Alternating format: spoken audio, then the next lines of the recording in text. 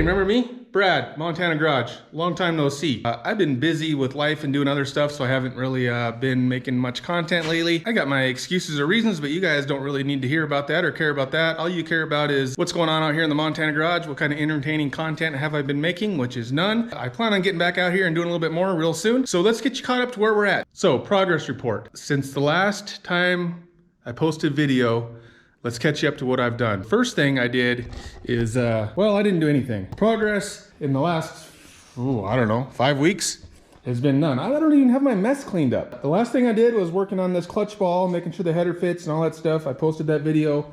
I'll put a link up there somewhere if you haven't seen it. But check that out. And yeah, there you go. You're caught up. What's next? The same thing that's always been next. I'm still working on the headers. I got to get the headers cleaned up. I got an interesting thing with the headers here. That one fits now after a little bit of, I called it bashing. Somebody else said I may refer to it as dimpling the headers, would be more professional. But this is kind of an interesting look here. I don't know if you guys have a bunch of crap sticking out of your header, but it's just something I got going on. We'll get into details about that here in a little bit. For this video though, we are gonna take a little step back in time. If you remember back in the fall, I made a couple videos with the 57 delivery over here, and I tried to take you guys for a ride in it, and well, to put it bluntly, it was running like crap. So since then, I've started doing a little bit of troubleshooting that I've videoed. I still don't really have it figured out, but I'm gonna flash you back to that troubleshooting that I was doing like in, I think it was in October-ish. It's been sitting here pretty much dormant since then, but I'll put that stuff in here. You'll get caught up to where we're at, and then we're gonna continue to do a little bit of troubleshooting and see if we can get this thing running a little better here real quick. And then we'll get back to work on this. And then back there behind the shop, if you had x-ray vision, you could see through the wall, and you know that the DD Speed Shop 57 Chevy's back there. And then if you could see outside, which I'll show you real quick, you'll see that at least for the time being, winter is gone. We got a nice spring day. So I need to get the DD Speed Shop 57 Chevy out and do a few things on that. So that'll be coming up too. But for this video, 57 delivery, baby. Back out in the Montana Garage today, took the 57 delivery for a ride a couple days ago, and it ran like total crap.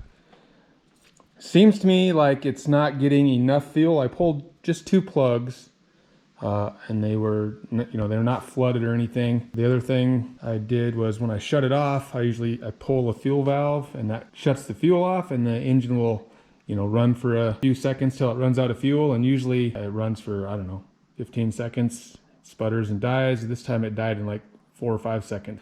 Just more of a clue to me that it's not getting enough fuel in the cylinders. There's really only a few things that can be, right? I mean, the fuel pump isn't working right, belt is tight, so something's physically wrong with the fuel pump, or we have some sort of blockage or something somewhere. We've got a couple main feed lines. There's all sorts of little nozzles and stuff. The other thing is right down here, there's a big filter. So inside this blue thing, I installed that on there, but I never took, it's obviously like a canister type filter. I've never taken it apart, so I'm gonna have to drain the gas out of this little tank. So I'm gonna pull the plugs, look at them, just to see how they're all looking, and I'm gonna check that filter. And then, I really don't know what to do after that. I guess I'll start pulling lines off and blowing them out or something. Seeing if we can figure out why this thing's not getting the fuel it needs. So I got this little small pump sitting around here in the shop, and so I hooked it up and just use that to suck out the gas. So this is the can that I filled up with. It says good fuel summer 2020. I bought this 5 gallons last summer. I can't imagine fuel is the problem, but I don't know where else to start. Like I say, this is the can I filled it up with, and the can was virtually empty, so I tried to, I shined a light in there and looked. There's no gunk or crap in there, and so I can't imagine there being any gunk or crap in here, but we're just going to drain it out and take that filter apart because I don't know where else to start. All right, the pump started sputtering a little bit, so I'm just going to try to peek in here. Yeah, I can see the bottom of the tank. This fuel is kind of purplish colored. You guys probably can't see in there, but there ain't nothing in there, and I didn't assume there would be, but we'll see if we can get a little more out of there and then take that filter out and look at it.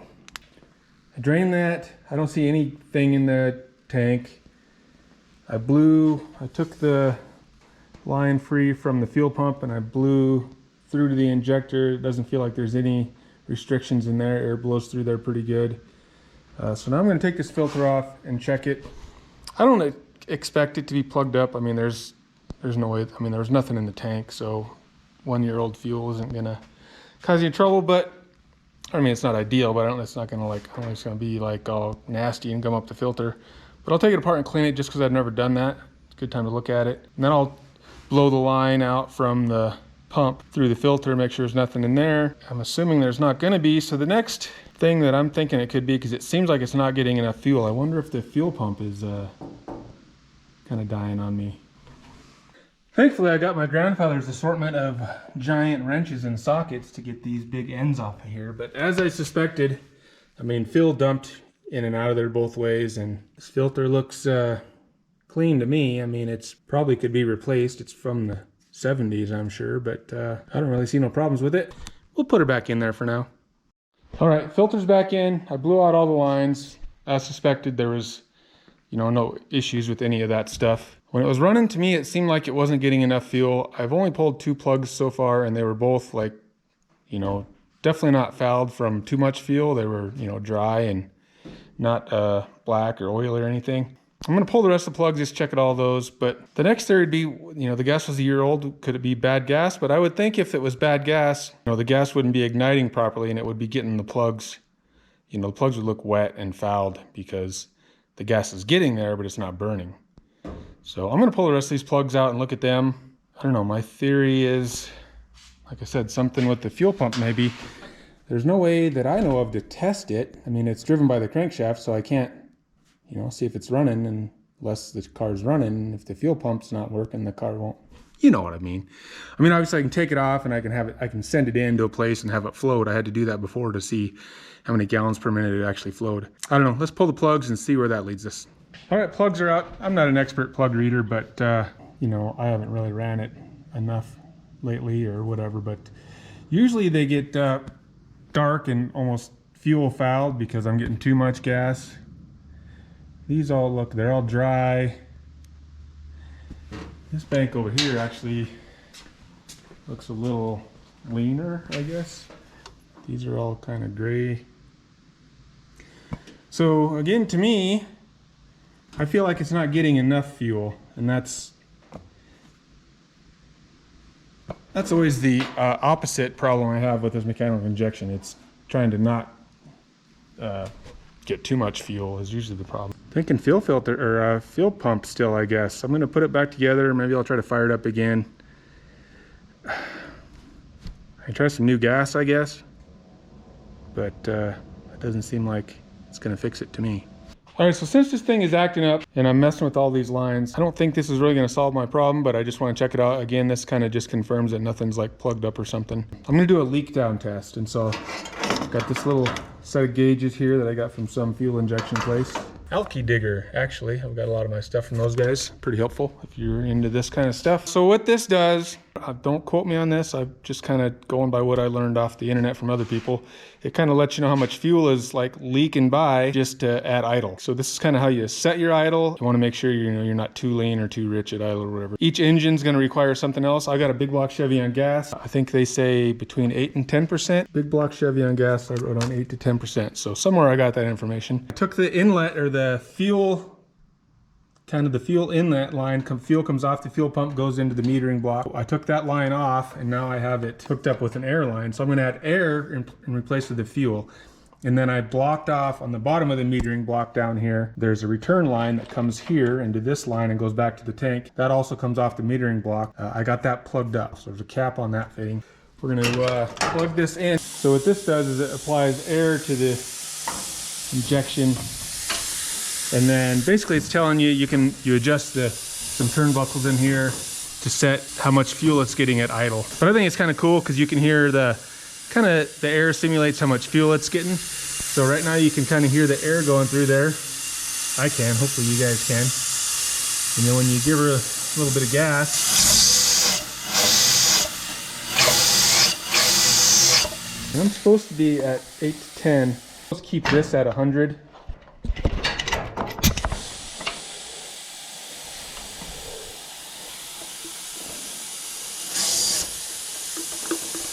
So we're saying I could actually adjust that a little bit, so I might as well do that while we're in here. Again, this isn't my, I don't think this is my problem, because it was idling fine. It's just when I give her the old onion that it wasn't working right. So anyways, I'm gonna take a few minutes to adjust this. So what I gotta do, this little guy right here, I gotta loosen the lock nuts on that and then either lengthen or extend that, and that basically opens and closes the valve a little more at idle. So I think I got this where I want it. Try to do it real quick before our air pressure goes away too far. So we're on 100 there, between 8 and 10. Snap the throttle a few times.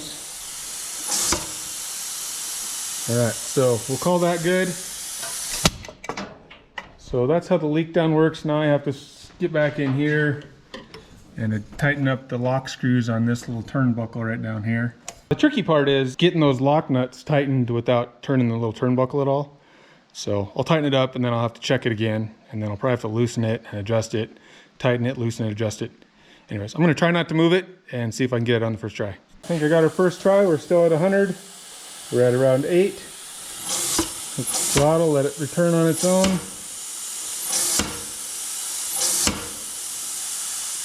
Good to go. Unfortunately, that's not going to fix our problem, but at least I got that adjusted right while we're in here. All right, so now I got to take this air hose off of here. It's pretty tight in there, so I got to take the hose off from in there, get that out of there, and then put the hose back in. And I got a cap on the bottom in there. It's just so hard to see that stuff in there, but anyways, we'll get all this put back together. And then I really don't know what else to try other than I'm going to go get some new fuel and start it up and see what it does. Probably the same thing it did the other day.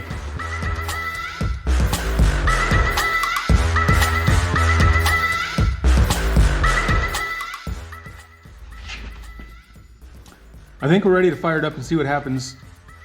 My guess is the same exact thing because I didn't really fix anything. So unless it was because of the old fuel, the filter wasn't plugged, no lines were plugged, everything seems to be flowing right as far as the fuel system. And maybe I'm wrong, maybe it's something with the ignition, but I feel like it's fuel system. But I got a couple more things to do and then we'll fire it up and see what happens.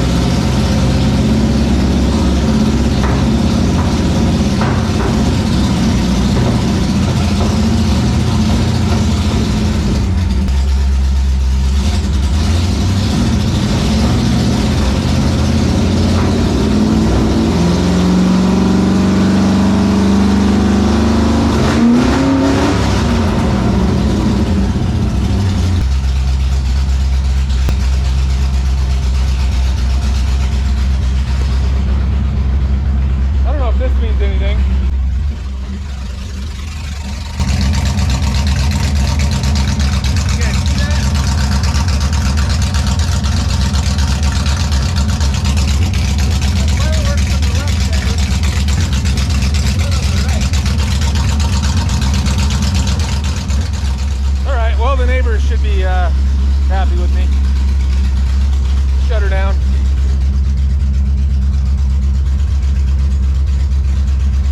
All right, so to shut her down, I shut the fuel off.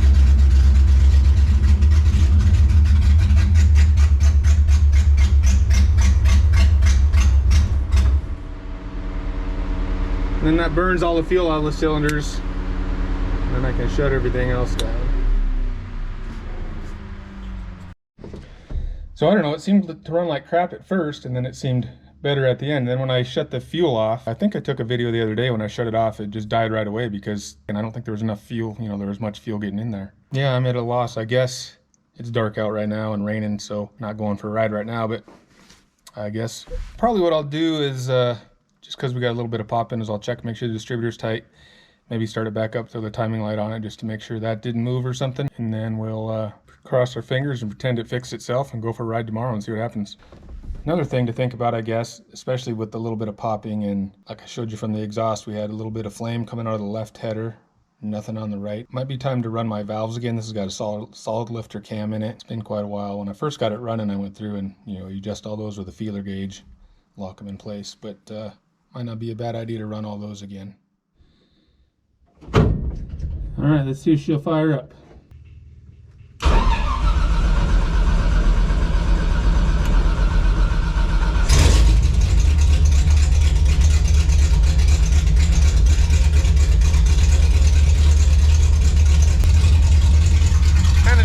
No bueno again right now. Let her warm up for a second. Seems a little better now. It's got some heat in it. Let's see what happens.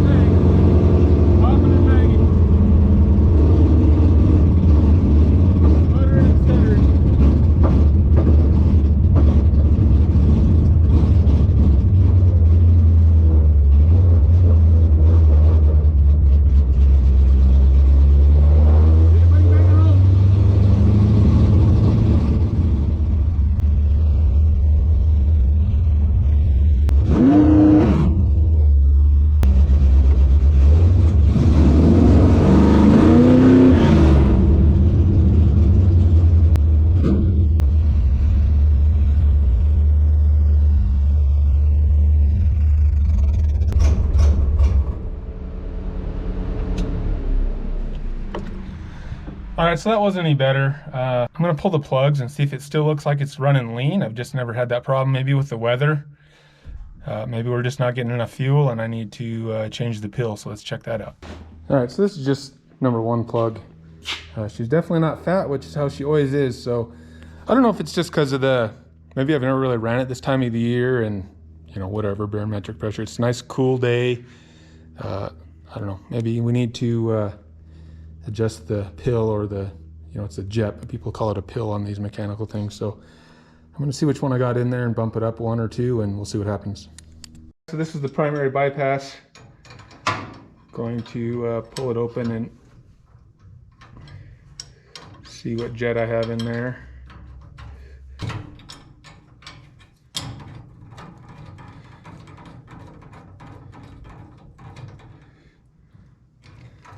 Spill a little bit of race gas.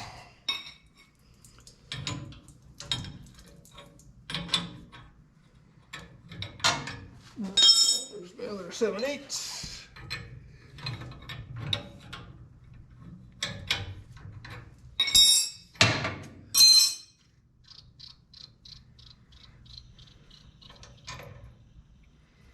All right, so in here we got a spring.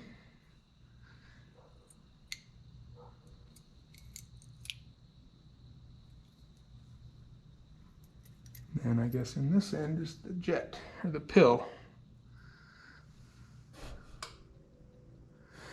So you change that. If you put a bigger hole in, it gets less fuel. Put a smaller hole in, it gets more fuel to the engine. So we're gonna make it a little bit smaller. Get my glasses and see what number I got here. Somewhere there's a number on this bad boy, 105. So let's see if I can find my other pills. So much for that idea. 105 is the smallest one I have. I got quite an assortment here, but they all go the other way. So I already have the smallest one I have, so that's the smallest restriction, so it's sending the most fuel to the engine. Yeah, so these bigger ones will send less fuel. Something else is going on. I've tried a few things I can't figure it out off the top of my head here. To me, it seems like it's not getting enough fuel. Even when it's idling, it just kind of stumbles and comes back to life. Could be ignition, I guess. This thing's got an MSD box, Mallard Unilite. I just quickly kind of went over all the wires, make sure nothing was, loose or anything. Everything seems fine. Cap and rotor look good. All the plugs, they're not fouled. It looks to me like it's running, way too lean. Usually I got to try to give it more fuel, less fuel. Now I got to try to give it more fuel. So to me, it seems like for some reason it's not getting the fuel it needs. So I don't know if the fuel pump's going bad. I do have another one over here in my pile. It didn't flow quite as much as this one when I had them tested, but it worked. So maybe I'll swap that out. I do want to go through and adjust all the valves. I haven't done that for a while. This thing hasn't been run much, but I have had a couple, no real like full hard pulls, but I've got on a little bit down in the lower end a little bit or whatever. And so, something could have came loose in there. I don't think that's our problem, but there is a little popping and banging, so maybe I got a valve hanging or something. But for some reason, she's just sputtering and dying too. So anyways, eventually I'll get it figured out, I'm sure, or I hope it's nothing major.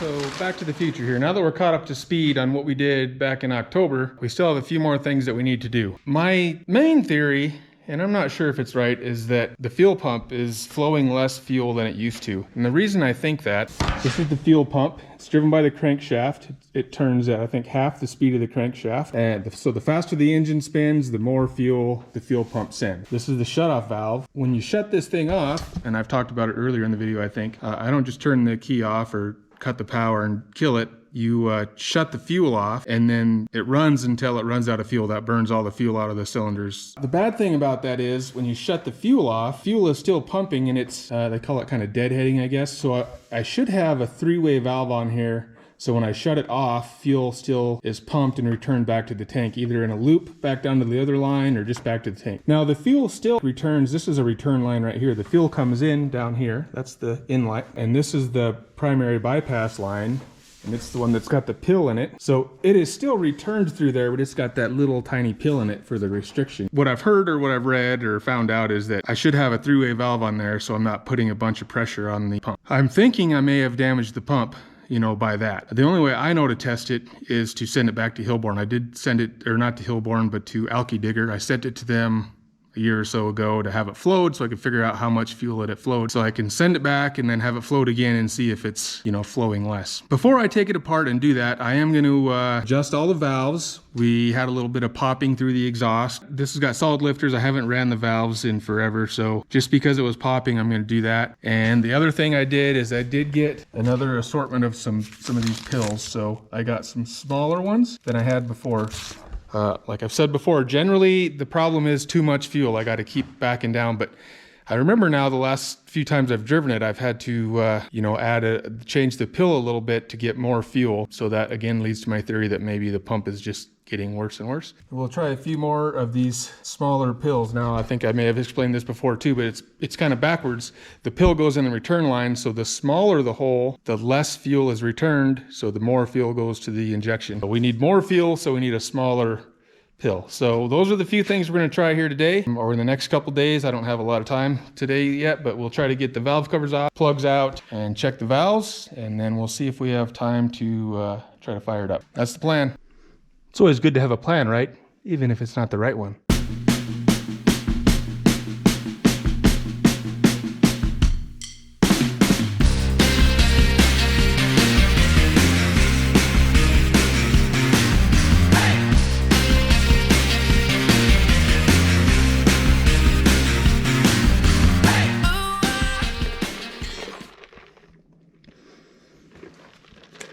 Beverage break. Okay, I got the first side off. We do have this valve train stabilizer stuff going on in here, so I gotta get those out of the way. First of all, this valve cover is like a bugger to get out of there. It's just barely clears this and all this stuff. And this, it's like a slide twist. Anyways, it goes in and out of there. It's just kind of a bugger. So the one thing you always notice, and I've noticed this before, get a little bit of moisture in here. That's never a good thing, right? First time I noticed it, well, how I first noticed it was just on my oil fill cap.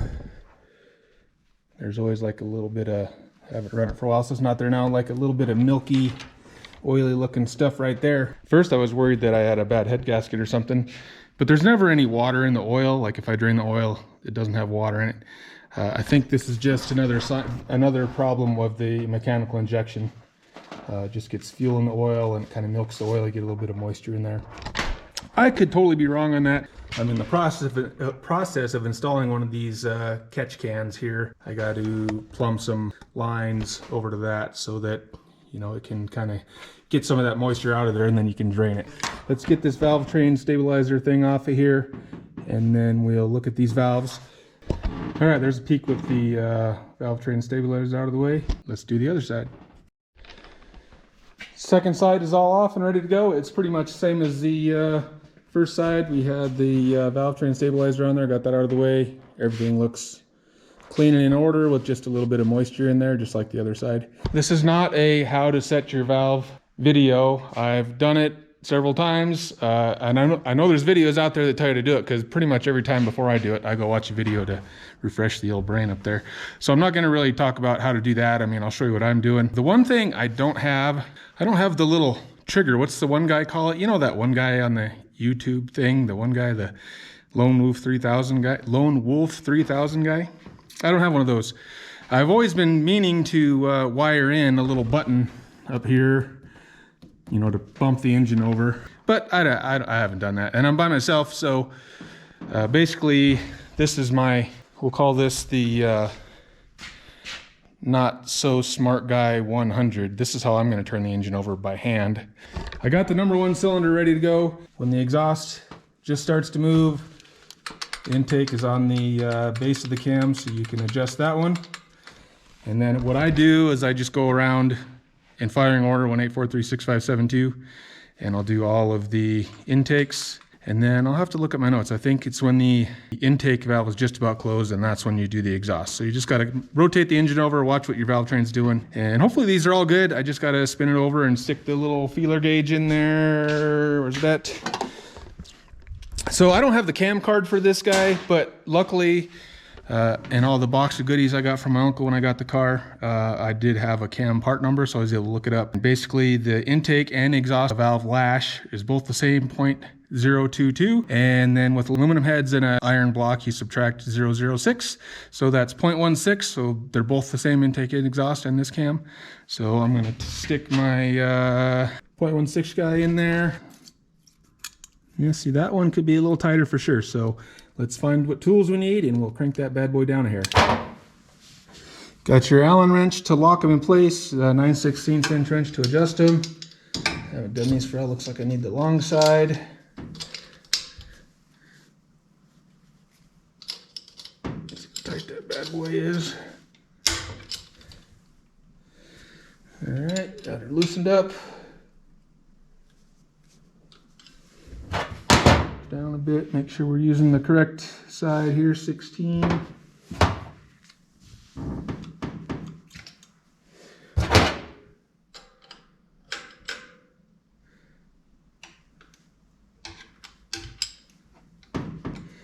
Well, I really cranked her down there.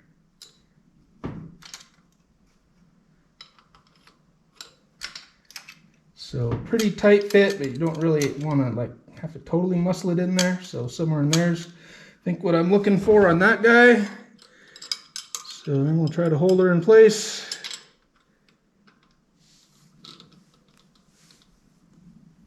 Oh, we lock it down.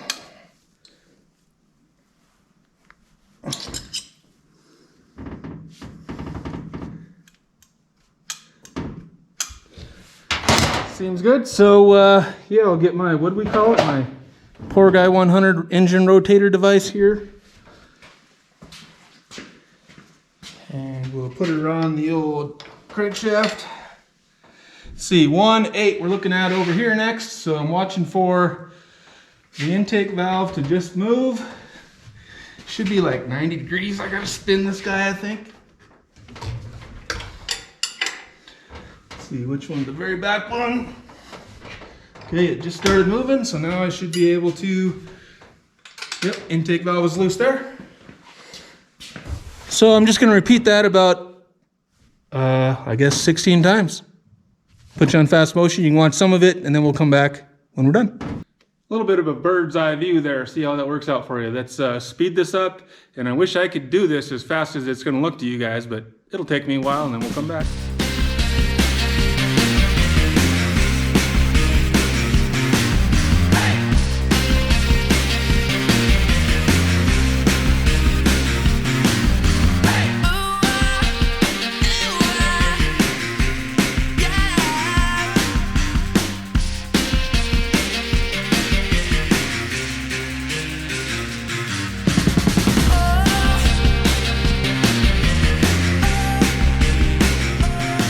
All right, so that takes care of all of the intake valves.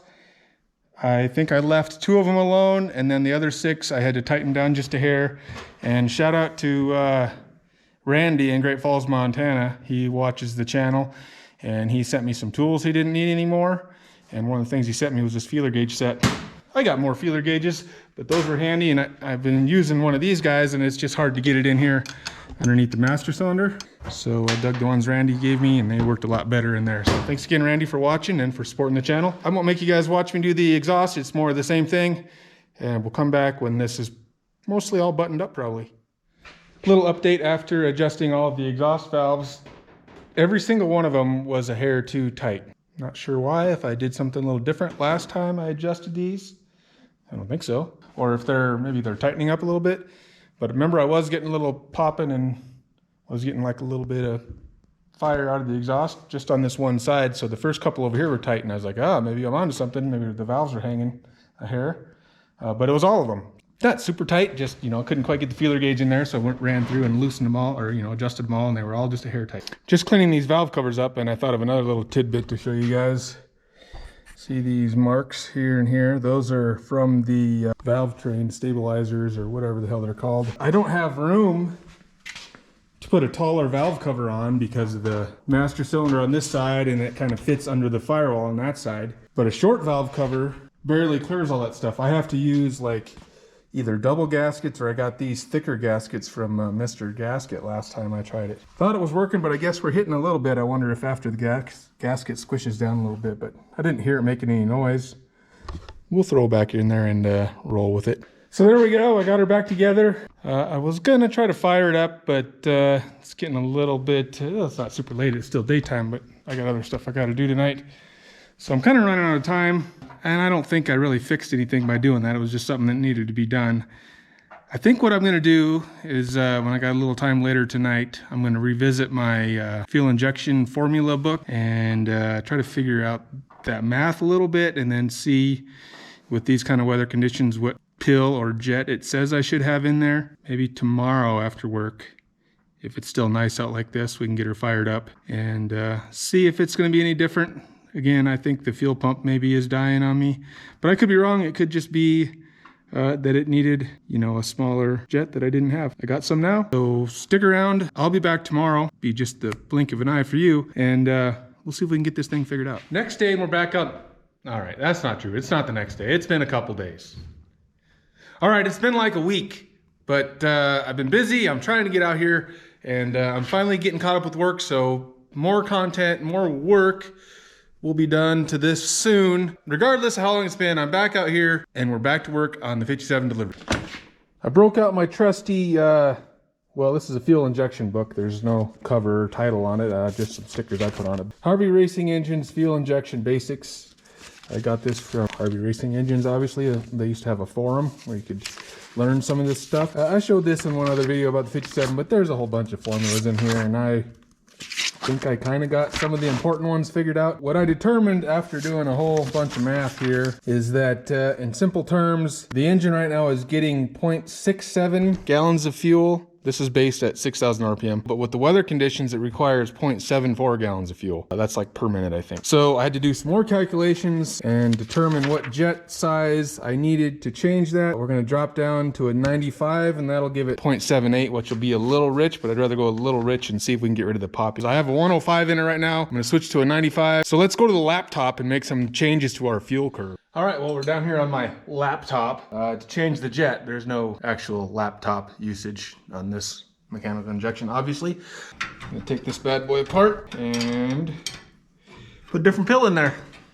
All right, so we got the laptop work done. I switched from, I thought I had a 105 when I was making the videos before. It had a 105, but I actually had a 115 in it. So at some point, and I don't even remember, I must have just figured, well, I couldn't go the way I needed to go, so I tried going the other way just to see if it made any difference, I guess, because I had a 115 in it. So we switched from a 115 to a 95. So we got that all back together there. I'm just gonna go around. It's been October since I fired this thing up, so I gotta, check the oil, make sure there's some juice in the battery, just kind of give everything a once over, and then we'll be back when we're ready to fire it up. All right, looks like the battery's got a little bit of juice in it. I did my couple little checks, so we'll see what happens here.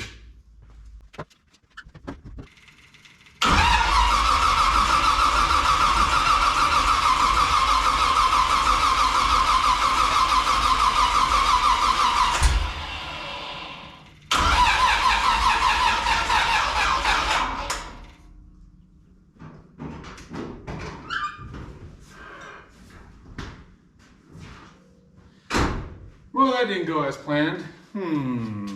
Try again.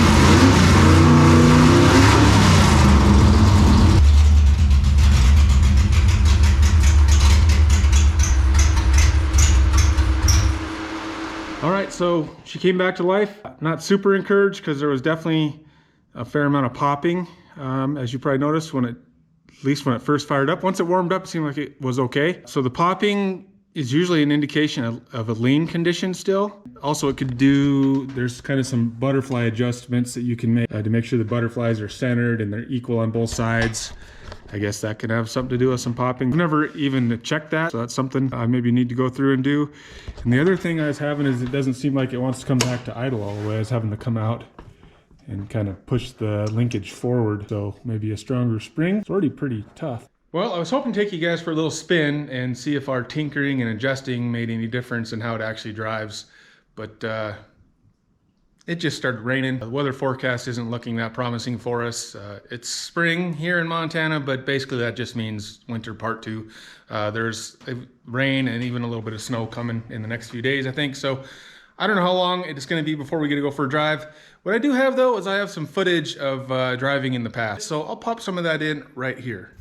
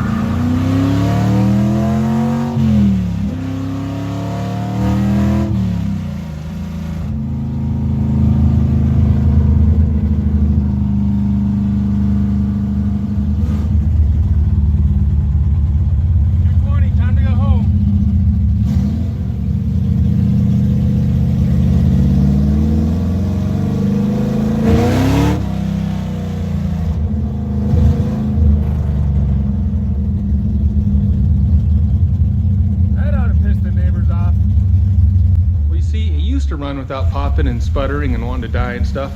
Hopefully the tinkering and adjusting we did in this video is going to get it back to there.